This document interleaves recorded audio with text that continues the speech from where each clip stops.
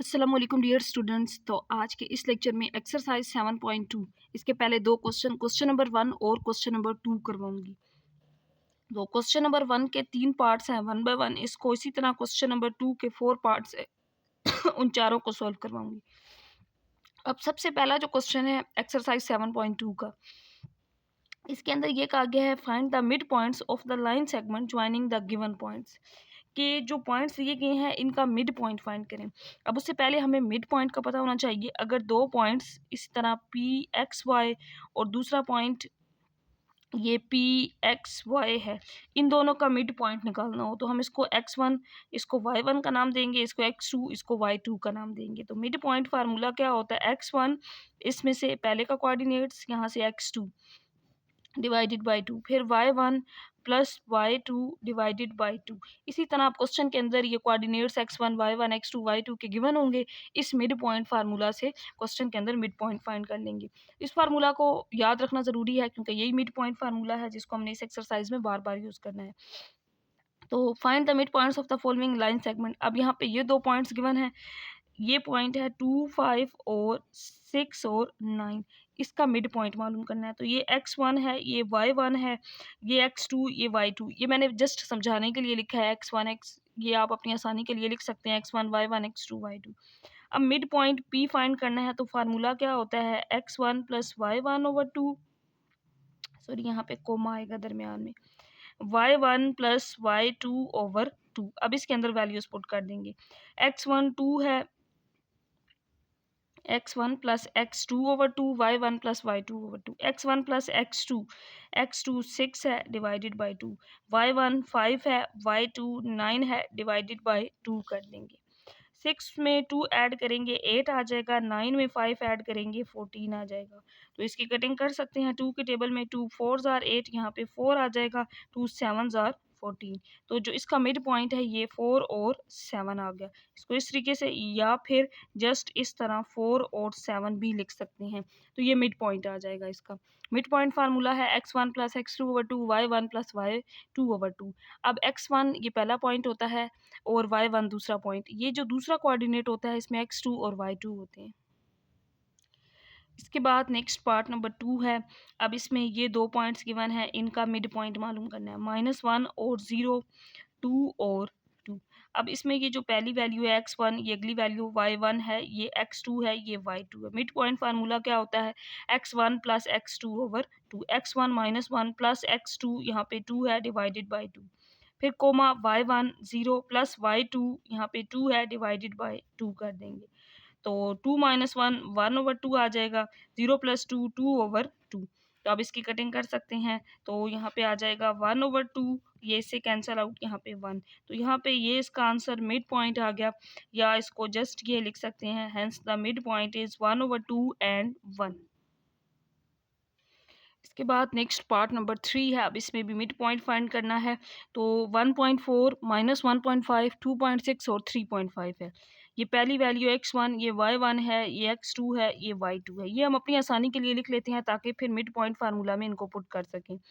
Mid point formula क्या होता है x1 प्लस x2 ओवर 2। तो x1 ये 1.4 है, x2 2.6 है डिवाइडेड बाई 2, फिर y1 प्लस y2 तो ये -1.5 है और y2 3.5 है डिवाइडेड बाई 2 कर देंगे।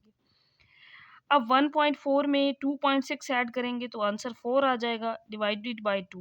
इसी तरह 3.5 में से 1.5 माइनस करेंगे तो आंसर 2 आ जाएगा और यहाँ पे डिवाइडेड बाई 2 था, इसको एज इट इज़ लिख लेंगे। 2 2s आर 4, यहाँ पे 2 आ जाएगा, 2 1s आर 2। तो यहाँ पे इसका मिड पॉइंट 2 और 1 आ गया है, तो हम लास्ट पे लिख सकते हैं हेंस मिड पॉइंट इज 2 और 1, ये इसका मिड पॉइंट होगा।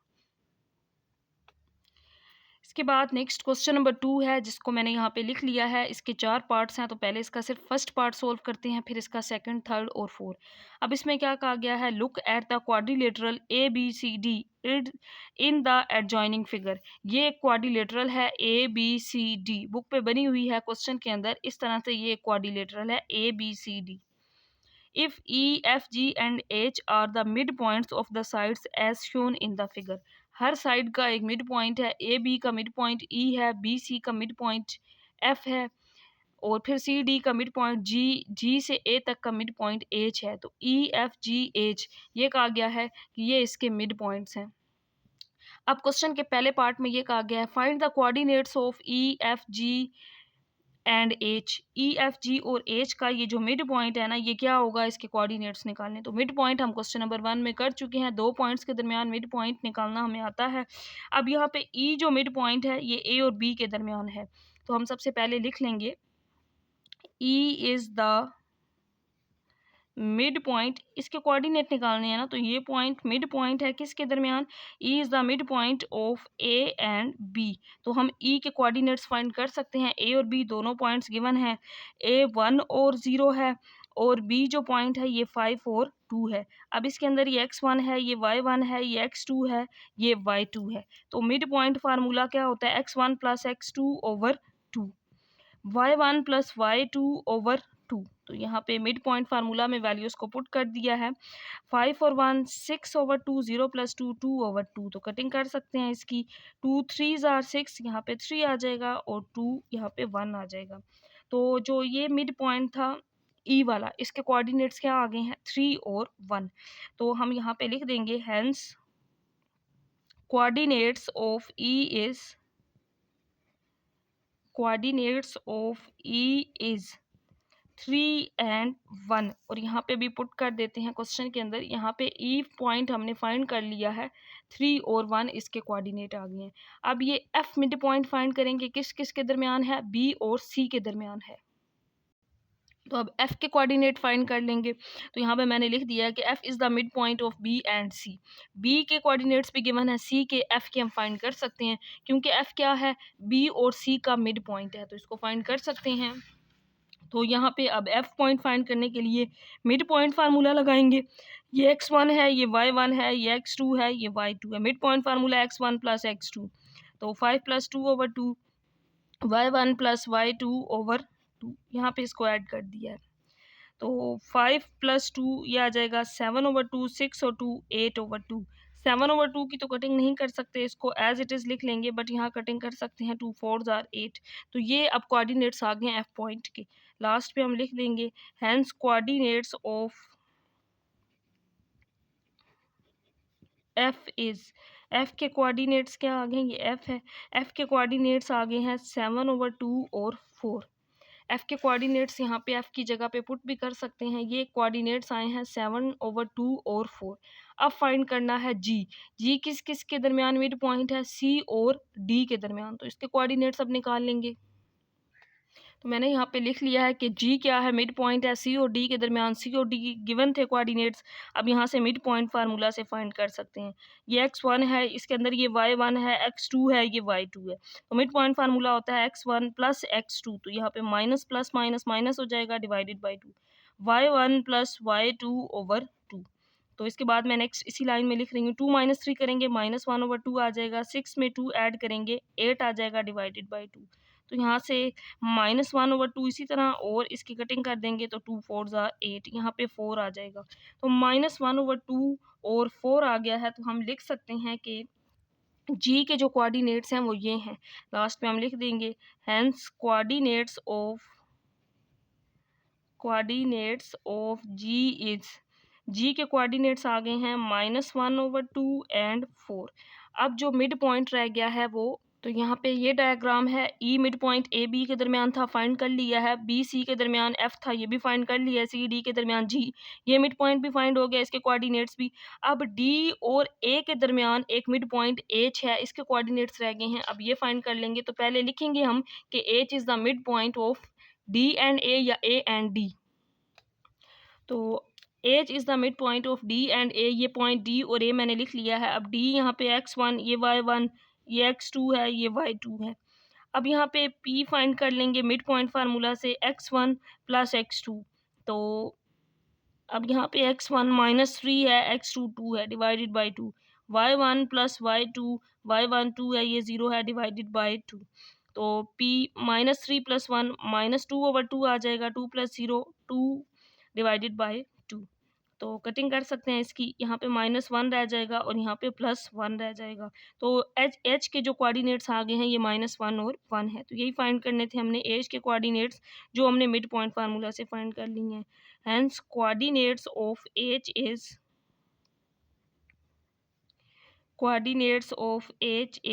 -1 एंड +1। ये आ गया पहले पार्ट का आंसर। अब डायग्राम के अंदर भी इन कोऑर्डिनेट्स को लिख देते हैं। अब हमने फाइंड किए हैं एच के, और एच के कोऑर्डिनेट्स आए हैं -1 और 1। जी के इससे पहले फाइंड किए थे, जो कि आए थे -1/2 और 4। तो यहाँ पे जी के भी लिख देंगे -1/2 और 4। तो अब यहाँ पे ये जो मिड पॉइंट थे इनके कोऑर्डिनेट्स हमने निकाल लिए हैं मिड पॉइंट फार्मूला से। अब करते हैं क्वेश्चन का पार्ट नंबर 2। तो इसके बाद क्वेश्चन का पार्ट नंबर 2 है, जिसके अंदर ये कहा गया है draw the line segment E F F G ji H and H E. तो सिर्फ लाइन सेगमेंट ड्रा करना है, किस किस के दरमियान, ई एफ के दरमियान। तो मैंने इसकी डायग्राम यहाँ पे ये ड्रा की हुई थी, लाइन सेगमेंट ई एफ के दरमियान, तो ये लाइन सेगमेंट आ गया। फिर एफ और जी के दरमियान ये लाइन सेगमेंट आ जाएगा। जी और एच के दरमियान ये लाइन सेगमेंट, ये इस तरह से एच और ई के दरमियान, तो ये लाइन सेगमेंट बन जाएगा।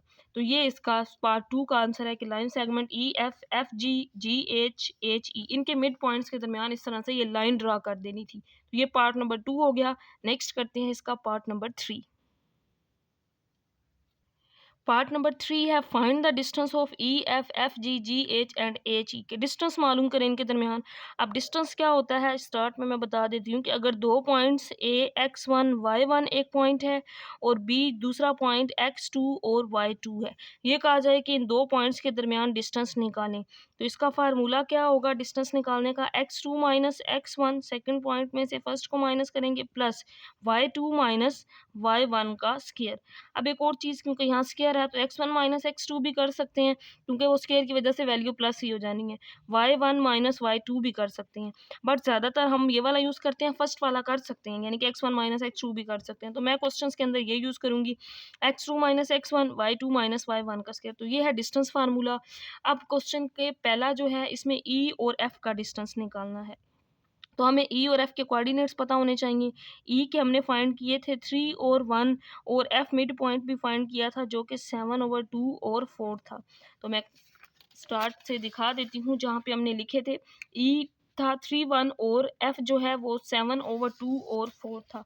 तो इन दोनों के दरमियान आप डिस्टेंस फार्मूला लगा के डिस्टेंस फाइंड कर लेंगे। x1 ये y1 है, ये x2 ये y2 है। ई और एफ के दरमियान distance formula x2 minus x1, इस फार्मूला के अंदर वैल्यूज पुट कर देंगे तो 7/2 माइनस 3 का square plus y2 minus y1, तो 4 माइनस 1 का स्क्वायर आ जाएगा।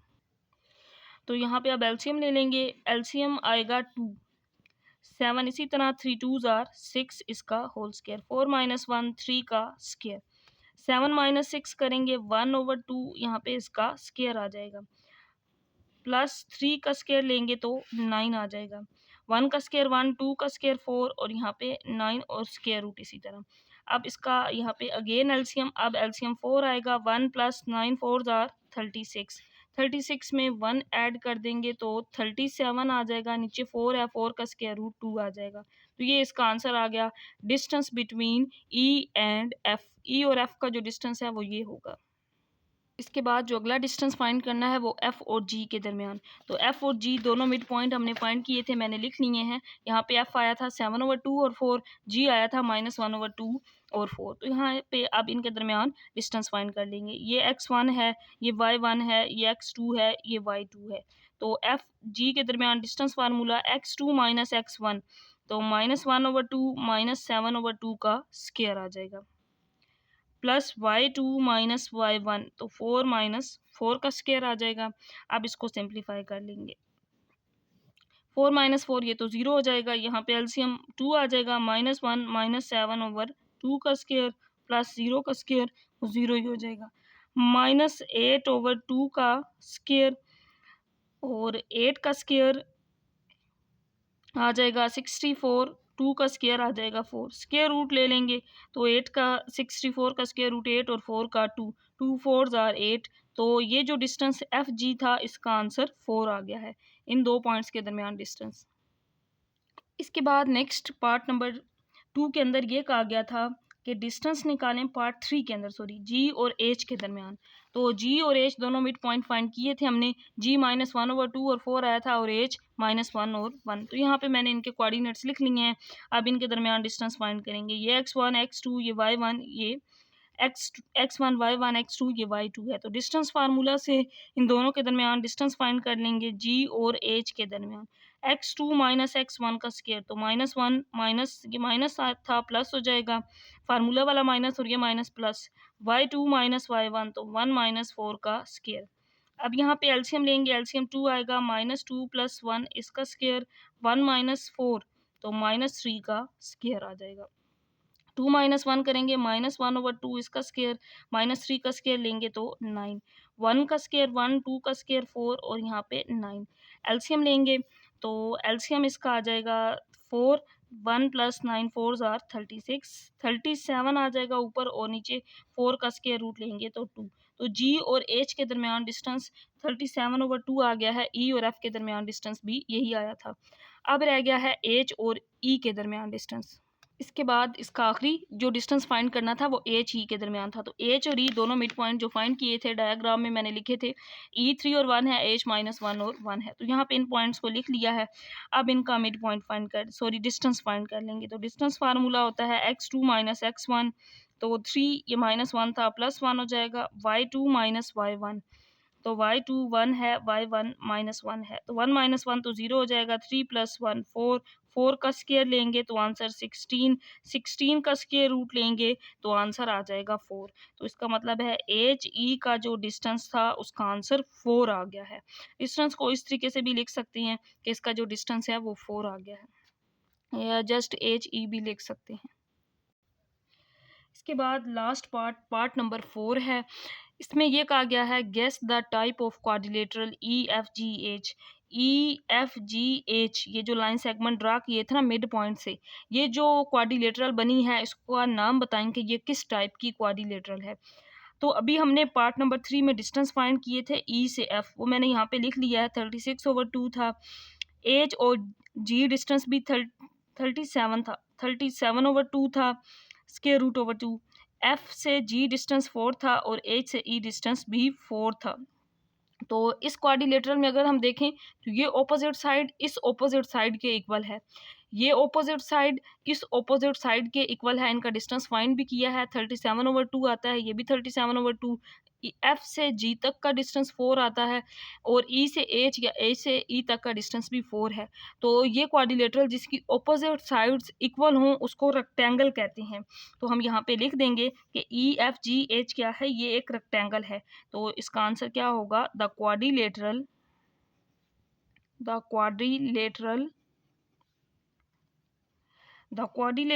ई F G H is rectangle.